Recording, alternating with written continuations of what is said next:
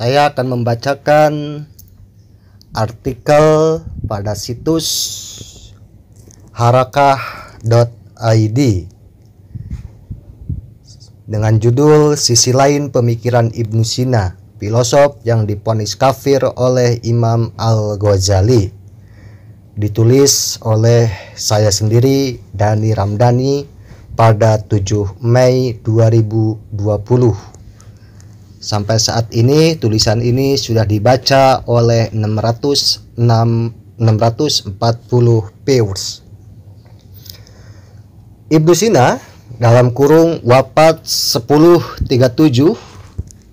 Masehi, seorang filosof muslim ternama, sempat divonis kafir oleh Imam Al-Ghazali dikarenakan beberapa pemikiran filosofisnya yang tidak sesuai dengan pemahaman akidah Islam mazhab Asy'ariyah. Di dalam kitab Tahabutul Falasifah dan Al-Munqidh Minadh Dhalal, Al-Ghazali secara rinci mengurai dasar argumentasi atau alasan-alasan mengapa predikat kafir itu layak divonis kepadanya. Ibnu Sina tidaklah sendiri. Vonis kafir itu juga dinisbahkan kepada Al-Farabi dan juga para filosof Yunani klasik, baik yang beraliran materialisme, ad-dahriyun, aliran naturalisme, at-tabi'iyun, dan para filosof semisal Sokrates, Platon, dan Aristoteles. Walau dalam pembahasannya sudah menyentuh wilayah metafisis ketuhanan dalam kurung al-ilahiyun. 3 tema utama filsafat yang ditentang secara keras oleh Al-Ghazali adalah: pertama, menyangkut pemahaman tentang kekekalan alam, yaitu kekal ke waktu lampau dan masa depan.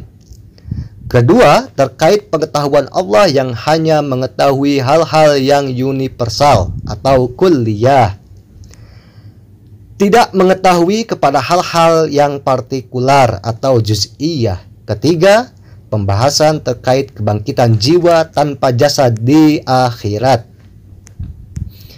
Ketiga tema pokok itulah yang ditentang keras oleh Al-Ghazali sesampai ia harus memvonis kafir para filosof yang hidup jauh sebelum dirinya. Tentu tujuannya sangatlah mulia, yakni menjaga dan memurnikan akidah umat muslim dari percampuran pemikiran-pemikiran para filosof tersebut. Banyak sarjana yang menilai bahwa kritik keras yang diluncurkan oleh Al-Ghazali kepada para filosof itu merupakan titik di mana peradaban umat Islam mengalami kemunduran. Terlebih mayoritas umat Islam, tentunya yang berafiliasi dengan mazhab Asy'ariyah, antipati kepada filsafat, bahkan sampai mengharamkan untuk mempelajarinya. Namun demikian, bagi ulil absor abdallah, hal demikian sangat berlebihan dan tidak benar adanya. Mas Ulil cenderung memberikan pembelaan terhadap Al-Ghazali dalam session dia ngaji Ihya dan ngaji Al-Munqidh Minadh Dhalal secara online. Saya lanjut. Ia atau Mas Ulil itu menilai bahwa Al-Ghazali sangat proporsional dalam menilai ilmu-ilmu yang dikembangkan oleh para filosof.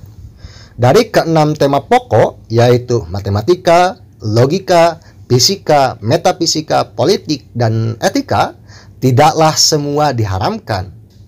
Justru Al-Ghazali sangat menganjurkan umat Islam untuk mempelajari ilmu logika atau mantiq, yang mana bidang ilmu ini jelas merupakan tema dasar yang dikembangkan oleh para filosof klasik, khususnya Aristoteles.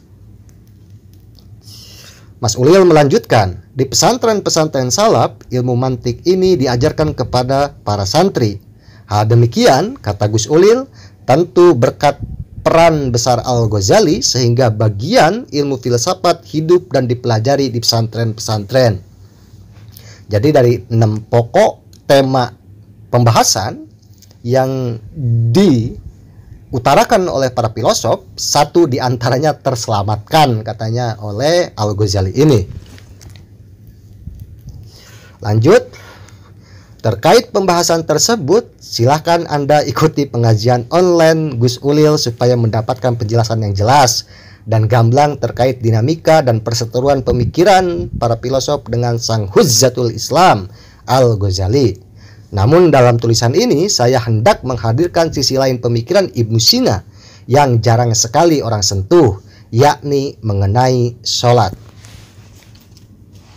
Jadi yang dikafirkan yaitu Ibnu Sina, kok dia membahas sholat? Bagaimana Ibnu Sina menjelaskan sholat? Kita lanjutkan. Kita tahu bahwa salat dalam hajanah keilmuan Islam termasuk ke dalam pembahasan bidang fikih. Namun demikian, Ibnu Sina mencoba untuk menjelaskan sholat dalam dimensi lain, yaitu dimensi esoteris atau batiniahnya. Dikisahkan bahwa ketika Ibnu Sina sedang dalam keadaan bingung dan kepayahan karena memikirkan suatu permasalahan yang belum dapat jawaban, lantas ia bergegas ke masjid untuk menunaikan sholat. Ia memohon dan meminta pertolongan kepada Allah. Setelah itu, tak selang lama ia kemudian mendapatkan pencerahan sehingga dapat menjawab permasalahan-permasalahan yang sebelumnya membuat dirinya bingung. Keterangan ini bisa kawan-kawan atau pendengar semuanya dapatkan dari autobiografi yang ditulis oleh Ibnu Sina yang disunting oleh muridnya Abu Ubay Al-Juzani, bahwa pada suatu ketika itu Ibnu Sina ke masjid sholat 2 rakaat, kemudian beliau pulang ke rumah meminum minuman daya tahan tubuh itu yang oleh orang Orientalis diartikan sebagai wine, padahal itu salah makna. Mereka itu syarob diartikan wine. Nah, setelah Ibnu Sina syarob gitu kan, kemudian dia tidur, dan di dalam mimpinya itu apa yang telah Ibnu Sina pikirkan sebelumnya tak terpecahkan, maka di dalam mimpi Ibnu Sina mendapatkan pencerahan dan permasalahan-permasalahan itu terselesaikan. Kita lanjut. Di dalam risalah pendek berjudul Al-Kashf Al-Mahiyatus Sholah, Kashful Mahiyatus Sholah, Ibnu Sina memosisikan sholat sebagai ritual ibadah yang memiliki kedudukan yang tinggi dan sentral bagi eksistensi agama, karena bagaimanapun hal tersebut sesuai dengan perkataan Nabi bahwa sholat merupakan pondasi agama. As-sholatu imaduddin. Agama sendiri bagi Ibnu Sina memiliki peranan yang penting bagi manusia, di mana agama menuntun manusia untuk dapat menyucikan jiwanya dari sifat-sifat jahat dan keinginan-keinginan tak terbatas yang bersifat dunyawiyah. Agama mewajibkan manusia untuk beribadah karena tujuan dari penciptaan manusia sebagai entitas makhluk yang sempurna di antara makhluk lainnya adalah untuk beribadah kepada Tuhan. Ibnu Sina mengutip, "Wa ma khalaqtul jinna wal insa illa liya'budun." Quran surat Az-Zariyah ayat 56. Bagi Ibnu Sina, ibadah merupakan sarana manusia untuk dapat mengenal dan mengetahui Tuhan melalui kedalaman hati yang suci dan murni. Jadi di samping taqarrub ilallah, sholat juga merupakan medium untuk dapat ma'rifatullah, untuk dapat mengenali Allah secara dekat.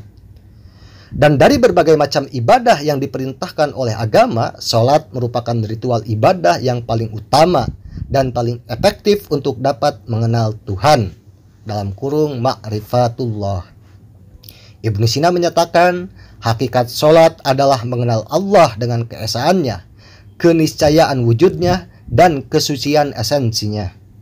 Ma'rifat sendiri bagi Ibnu Sina merupakan kedudukan tertinggi dari sekian banyak tangga-tangga pencapaian menuju Tuhan.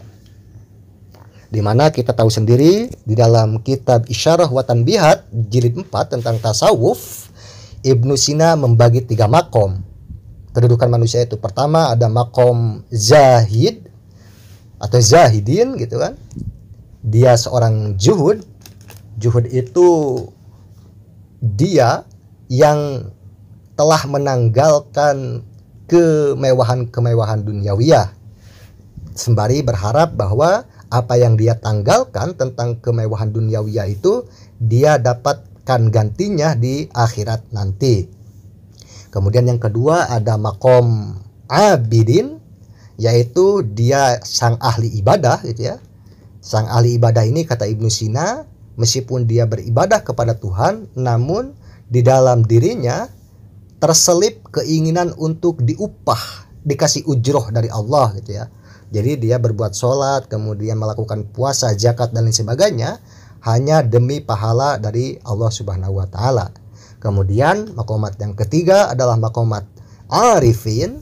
Nah, makomat arifin inilah merupakan makom atau kedudukan paling tinggi yang menurut Ibnu Sina, bahwa makomat arifin ini adalah dia yang sudah memaksimalkan daya rasionalnya untuk kemudian berhubungan wusul dengan Tuhan, dengan Allah gitu ya. Nah, dalam kondisi inilah dia disebut sebagai seorang yang ma'rifah atau orang yang telah mengenal dekat dengan Tuhan. Saya lanjut. Manusia juga dapat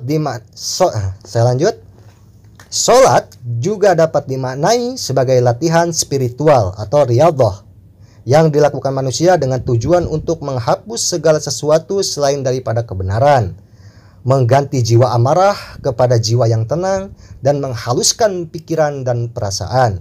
Sehingga dalam keadaan jiwa semisal itu, segala bentuk pengetahuan mengenai kebenaran, kebaikan, dan kesempurnaan dapat dengan mudah masuk ke dalam diri manusia yang paling dalam.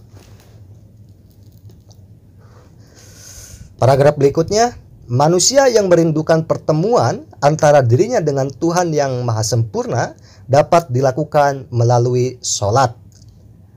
Dengan syarat ia harus mampu menghadirkan hati yang suci dan jiwa yang bersih. Ibnu Sina menamai hal ini dengan istilah as-sholat al-batin al-haqiqi, di mana sholat tidak hanya dimaknai sebagai ritual yang melibatkan gerakan-gerakan dan ucapan-ucapan tertentu semata, namun juga menghadirkan aspek spiritual di dalamnya. Pada titik tertentu, kata Ibnu Sina, manusia akan menemukan rahasia sholat dan sampai pada pencapaian yang dituju, yaitu terbukanya tabir rahasia ketuhanan. Cahaya suci dari langit akan dipancarkan kepada setiap jiwa manusia yang sholat. Ia terhubung dan bermusyahadah dengan Sang Ilahi. Jadi itulah artikel yang pernah saya tulis, bahwa apakah layak seorang yang masih melakukan ibadah sholat gitu ya, kemudian dihukumi kafir oleh sang hujjatul Islam. Semua dikembalikan kepada diri kita masing-masing. Assalamualaikum warahmatullahi wabarakatuh.